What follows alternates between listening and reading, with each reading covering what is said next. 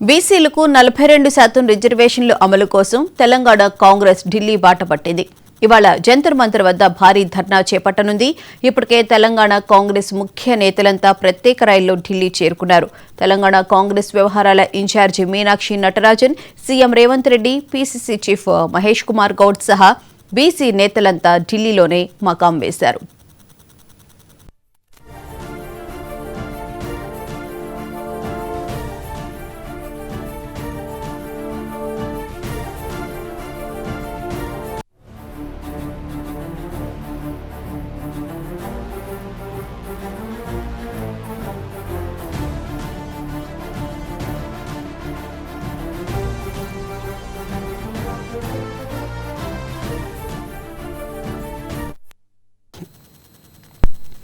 ఈ ధర్నాలో ఏఐసీసీ అధ్యక్షుడు మల్లికార్జున ఖర్గే, లోక్సభలో ప్రతిపక్ష నేత రాహుల్ గాంధీ, తెలంగాణ ముఖ్యమంత్రి రేవంత్ రెడ్డి సహా పలువురు మంత్రులు, కాంగ్రెస్ శ్రేణులు పాల్గొననున్నారు. తెలంగాణ అసెంబ్లీ ఆమోదించిన బీసీ రిజర్వేషన్ల బిల్లుపై కేంద్రం సానుకూలంగా నిర్ణయం తీసుకోవాలని ఈ ధర్నా ద్వారా ఒత్తిడి తీసుకురానున్నారు. ఉదయం 11 గంటల నుంచి సాయంత్రం 4 గంటల వరకు ఈ ధర్నా కొనసాగనుంది.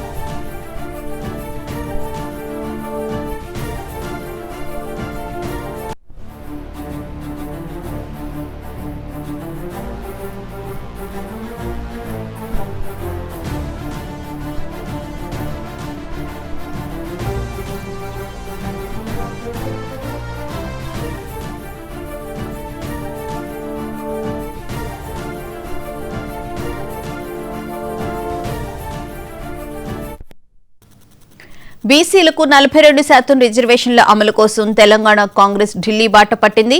ఇవాళ జంతర్ మంతర్ వద్ద భారీ ధర్నా చేపట్టనుంది. ఇప్పటికే తెలంగాణ కాంగ్రెస్ ముఖ్య నేతలంతా ప్రత్యేక రైల్లో ఢిల్లీ చేరుకున్నారు. తెలంగాణ కాంగ్రెస్ వ్యవహారాల incharge Meenakshi Natarajan, CM Revanth Reddy, PCC chief Mahesh Kumar Goud సహా బీసీ నేతలంతా ఢిల్లీలో మకాం వేశారు. ఇదే అంశానికి సంబంధించిన లేటెస్ట్ అప్డేట్ ను మా Delhi bureau chief Shirish live లో అందిస్తారు. శిరీష్, చెప్పండి, ఈ రోజు జంతర్ మంతర్ వద్ద కాంగ్రెస్ అయితే ధర్నా చేపట్టనుంది, ముఖ్యంగా బీసీ రిజర్వేషన్ల గురించి. సో మిగిలిన ఇండి కూటమికి సంబంధించిన ఎంపీలందరూ కూడా ఈ ధర్నాలో పాల్గొనాలని కూడా చెప్పినట్లుంది కదా, డీటెయిల్స్ ఏంటి? భువన 10 గంటలకు జంతర్ మంతర్ వేదికగా ఈ ధర్నా అనేది కూడా ప్రారంభమవుతుంది. మధ్యాహ్నం 1 గంట వరకు కూడా కొనసాగుతుంది. అయితే మొదట్లో సాయంత్రం 4 గంటల వరకు కూడా ధర్నా నిర్వహించాలనుకున్నారు. కానీ ఈరోజు సాయంత్రం ప్రధాని నరేంద్ర మోడీకి సంబంధించిన కార్యక్రమం అనేది కూడా ఉండడంతో సమయాన్ని కూడా కుదించడం కూడా జరిగింది. తెలంగాణలో బీసీలకు 42% రిజర్వేషన్ ఇవ్వాలన్న డిమాండ్ తోటి జంతర్ మంతర్ వేదికగా మహాధర్నా అనేది కూడా నిర్వహించబోతున్నారు. దీనికి ఇండియా కూటమికి సంబంధించిన పార్టీలు ఏవైతున్నా అందులో ఆ పార్టీల నుంచి లోక్సభ, రాజ్యసభలో ప్రాతినిధ్యం వహిస్తున్న పలువురు ఎంపీలను కూడా ఆహ్వానించడం జరిగింది. అయితే ఈ ధర్నాను ఏఐసీసీ అధ్యక్షుడు మల్లికార్జున ఖర్గే ప్రారంభిస్తారని చెప్పేసి కాంగ్రెస్ పార్టీ వర్గాలు చెప్తున్నాయి. అయితే ఎండింగ్ స్పీచ్ వచ్చేసి రాహుల్ గాంధీ ఇచ్చేలాగా ఏర్పాట్లంటివి కూడా చేశారు. మరి రాహుల్ గాంధీకి సంబంధించి ఇంకా అపాయింట్మెంట్ వస్తుందా, ఆయన వస్తారా లేదా అనేది కూడా చూడాల్సి ఉంది. సో తెలంగాణ ముఖ్యమంత్రి రేవంత్ రెడ్డి, పిసిసి అధ్యక్షులు మహేష్ కుమార్ గౌడ్, అదేవిధంగా సీనియర్ మంత్రులు ఉత్తమ్ కుమార్ రెడ్డి, ఇలా రాష్ట్రానికి సంబంధించిన మంత్రులందరూ కూడా ఈ కార్యక్రమానికి హాజరు అవుతున్నారు. డిప్యూటీ సీఎం బట్టి విక్రమార్క కూడా వస్తున్నారు. సో జంతర్ మంతర్ వద్ద టీపీసీసీ ఆధ్వర్యంలో జరిగే ఈ మహాధర్నా కార్యక్రమం విషయంలో బీసీ రిజర్వేషన్ అమలు కోసం ఈ ధర్నా అనేది కూడా నిర్వహించబోతున్నారు. సో 11 గంటల సమయంలో మల్లికార్జున ఖర్గే వస్తారు. తర్వాత రాహుల్ గాంధీ ప్రసంగిస్తారని చెప్పేసి చెప్తున్నప్పటికీ కూడా ప్రోగ్రాం అనేది కూడా కుదించడం కూడా జరిగింది. తెలంగాణకు సంబంధించిన మంత్రులు, ఎంపీలు, ఎమ్మెల్యేలు, ఎమ్మెల్సీలు, కార్పొరేషన్ చైర్మన్లు, అదేవిధంగా డీసీసీ అధ్యక్షులతో పాటుగా వివిధ నేతలందరూ కూడా ఈ కార్యక్రమానికి హాజరవుతున్నారు. అయితే తెలంగాణ రాష్ట్ర అసెంబ్లీ ఆమోదించి పెండింగ్లో పెట్టిన బిల్లు ఏదైతే ఉందో అది రాష్ట్రపతి దగ్గర పెండింగ్లోనే ఉంది. రాష్ట్రపతి దానికి సంబంధించి ఇటు దాన్ని తిరస్కరించడం కానీ దాన్ని ఆమోదించడం కానీ కూడా చేయడం లేదు. విద్యా ఉద్యోగాల్లో ఏదైతే రిజర్వేషన్ల శాతం పెంపుకు సంబంధించిన బిల్లు అనేది కూడా ఉంది. అయితే దీన్ని 9వ షెడ్యూల్లో చేర్చాలని చెప్పేసి డిమాండ్ చేస్తున్నప్పటికీ బీజేపీ మాత్రం వ్యతిరేకిస్తోంది. ఎందుకంటే రిజర్వేషన్ల పరిమితి ఏదైతే ఉందో 50% దాన్ని ఇది అధిగమిస్తుంది కాబట్టి 9వ షెడ్యూల్లో చేర్చడం కుదరదు. సుప్రీంకోర్టు దీన్ని కొట్టివేసే అవకాశం ఉందని చెప్పేసి వాదిస్తుంటే కాంగ్రెస్ పార్టీ శ్రేణులు మాత్రం 50% రిజర్వేషన్ క్యాప్ అనేది కూడా ఎప్పుడో ఇది వెళ్ళిపోయింది. దాదాపు ఓబీసీలకు అంటే ఎకనామికలీ బ్యాక్వర్డ్ సెక్షన్కి సంబంధించి 10% రిజర్వేషన్ అనేది ప్రకటించినప్పుడే 50% క్యాప్ అనేది ఎగిరిపోయింది. ఇప్పుడు 60% అమలవుతుంది కాబట్టి బీసీ రిజర్వేషన్ పెంచితే ఎటువంటి ఇబ్బంది అనేది కూడా ఉండదు అని చెప్పేసి కూడా వాదిస్తున్నారు. సో ఏదేమైనప్పటికీ కూడా బీజేపీ దీనికి సంబంధించి మరొక మెలుకు పెడుతోంది. కొద్దిసేపటి క్రితమే కేంద్ర హోంశాఖ సహాయ మంత్రి బండి సంజయ్ ఒక స్టేట్మెంట్ అనేది కూడా రిలీజ్ చేయడం కూడా జరిగింది. సో ఇక్కడ ముస్లిం రిజర్వేషన్ల కోసమే కాంగ్రెస్ పార్టీ జంతర్ మంతర్ వేదికగా మహాధర్నా అనేది కూడా నిర్వహిస్తోందని చెప్పేసి కూడా ఆయన ఆరోపించారు.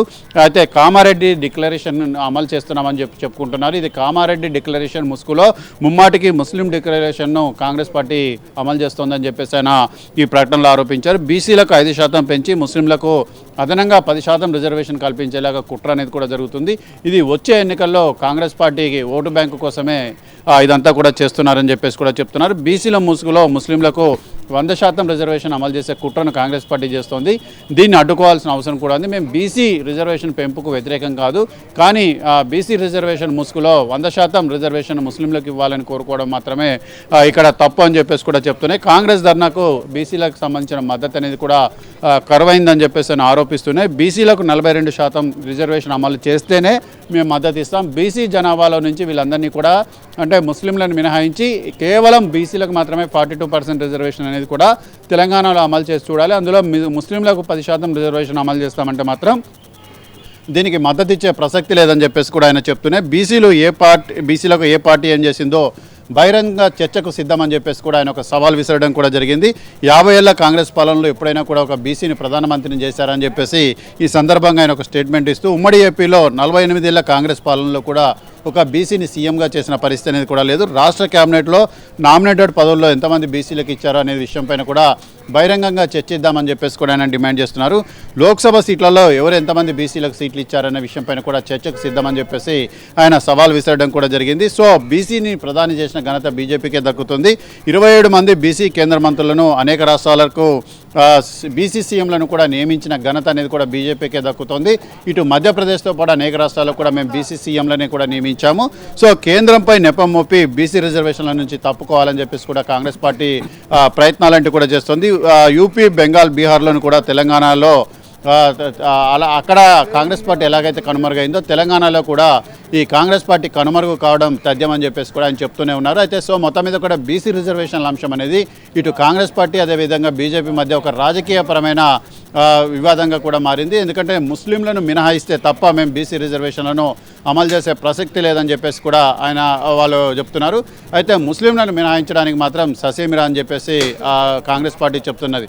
సో ఈ నేపథ్యంలో ఇది ఎంతవరకు ముందుకు వెళ్తుందనేది కూడా చూడాల్సి ఉంది. అయితే నిన్న, ఈరోజు, రేపు 3 రోజుల పాటు కూడా కాంగ్రెస్ పార్టీకి సంబంధించిన లోక్సభ ఎంపీలు లోక్సభలో వాయిదా తీర్మానం ఇచ్చారు. దీనిపై ప్రత్యేకంగా చర్చ చేపట్టాలని చెప్పేసి కూడా వాళ్ళు డిమాండ్ చేయడం కూడా జరిగింది. సో దీన్ని నిన్న సభా కార్యక్రమాలు 2 వరకు వాయిదా పడడంతో ఇది సాధ్యం కాలేదు. ఈరోజు కూడా అదే విధమైన పరిస్థితి అనేది కూడా నెలకొంది. సో ఇది కేవలం రాజకీయపరమైన స్టంటు. బీసీలను మభ్యపెట్టేందుకు కాంగ్రెస్ పార్టీ జంతర్ మంతర్ వేదికగా ఒక ధర్నా పేరుతోటి ముందుకు వెళ్తోంది. మీరు ముందు ముస్లింలను బీసీల నుంచి మినహాయించి అప్పుడు మీరు ముందుకు వస్తే మేము బీసీ రిజర్వేషన్ అనేది కూడా అమలు చేస్తాం. ఎట్టి పరిస్థితుల్లోనూ కూడా ముస్లింలకు బీసీలతో కలిపి రిజర్వేషన్ ఇస్తానంటే మాత్రం ఒప్పుకునే ప్రసక్తి లేదని చెప్పేసి కూడా బీజేపీ భీష్మించుకొని కూర్చుంది. సో ఈ నేపథ్యంలో ఇది ఎలా ముందుకు వెళ్తుంది అనేది కూడా చూడాలి. రాష్ట్రపతి మాత్రం కాంగ్రెస్ పార్టీకి సంబంధించిన ముఖ్యమంత్రికి కానీ అదేవిధంగా పీసీసీ అధ్యక్షుడు, మంత్రులకు కానీ అపాయింట్మెంట్ అనేది కూడా ఇవ్వలేదు. సో రాష్ట్రపతిని కూడా కలవడం అనేది దాదాపు అనుమానంగానే కూడా కనపడుతోంది. కేవలం ధర్నా వరకు మాత్రమే కాంగ్రెస్ పార్టీ ఈరోజు పరిమితమయ్యే అవకాశాలు ఉన్నాయి. భువన, అయితే శిరీష్, ముఖ్యంగా చూసుకుంటే ఢిల్లీ కేంద్రంగా కాంగ్రెస్ పార్టీ ఏదైతే చేస్తుందో జంతర్ మంతర్ దగ్గర ధర్నా, ఒక విధంగా చూస్తే కనుక బీజేపీని ఈరుకుని పెట్టే ప్రయత్నంగానే కనిపిస్తూ ఉంది. అంటే ఇక్కడ పొలిటికల్గా గెయిన్ సాధించే ప్రయత్నం అనేది కూడా చేస్తున్నారు. ఎందుకంటే బీజేపీని బీసీ విరోధిగా చూపించాలనేది కూడా కాంగ్రెస్ పార్టీ ప్రణాళిక. అయితే ఇక్కడ ప్రధానంగా చూసినట్లయితే బీజేపీ దానికి ఒక మోకాలు అడ్డుతోంది. ఎందుకంటే ఎప్పుడూ లేనిది ముస్లిం జనాభాను మీరు ఇందులోకి తీసుకొచ్చారు. అంటే ముస్లింలలో కొంతమంది బీసీలలోకి వస్తారు, కరెక్టే. తెలంగాణలో ఉన్న టోటల్ ఓవరాల్ బీసీ పాపులేషన్ మొత్తాన్ని కూడా మీరు ఇందులోకి తీసుకురావడం అనేది కూడా ఎంతవరకు కరెక్టు.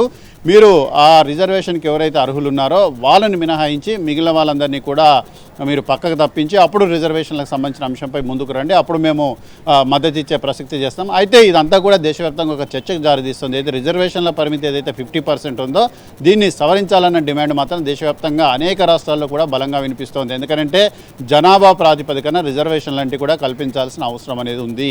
50% పరిమితి అనేది కూడా విధించడం ద్వారా కొన్ని వర్గాలకు అన్యాయం జరుగుతుంది. కాబట్టి ఆ అన్యాయాన్ని సరిదిద్దే ప్రయత్నం అనేది కూడా చేయాల్సిన అవసరం ఉందని చెప్తున్నారు. అయితే కేంద్ర ప్రభుత్వం కూడా దేశవ్యాప్తంగా నిర్వహించబోయే జనగణనలో కులగణన అనే అంశాన్ని కూడా చేపడుతుంది. కాబట్టి రేపు కేంద్ర ప్రభుత్వానికి సంబంధించిన లెక్కలన్నిటి కూడా అధికారికంగా ప్రకటించిన తర్వాత అప్పుడు రిజర్వేషన్లకు సంబంధించిన అంశాన్ని సవరించే విషయంపై నిర్ణయం తీసుకోవచ్చు.